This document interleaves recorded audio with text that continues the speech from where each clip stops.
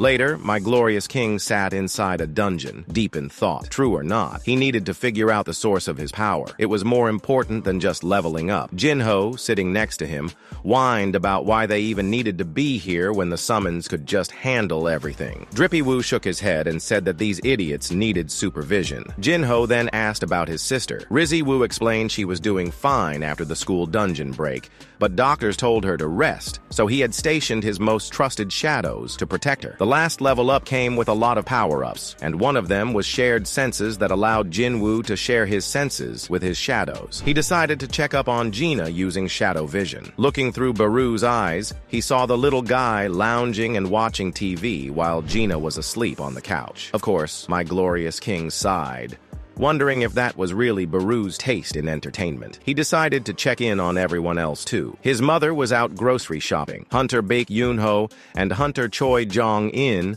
were bickering as usual. Then he shifted to Mommy Cha and immediately regretted it because she was in the shower, realizing that Sung Pervy Woo cut the connection immediately. Jinho, who had no idea what just happened, asked if he had dozed off, but Rizzy, who was too busy having an existential crisis, knew he needed to apologize. Maybe a nice lunch would be enough to erase that mental image from his brain. Jinho then asked Jinwoo if he had heard the news about that massive S-rank gate that had popped up in Shinjuku with less than 3 days before a dungeon break. The Japanese government was scrambling for hunters and had been calling in everyone. Jinho asked if they had contacted my glorious king. Drippywoo confirmed that they had, but he had something more important to deal with. Before Jinho could ask what in the dungeon it was, Jinwoo's thoughts drifted as he looked at the key, and he wondered if he'll get to know the truth behind his powers. He decided not to think about it, as only 1 day was left, so he'll get to know that pretty soon.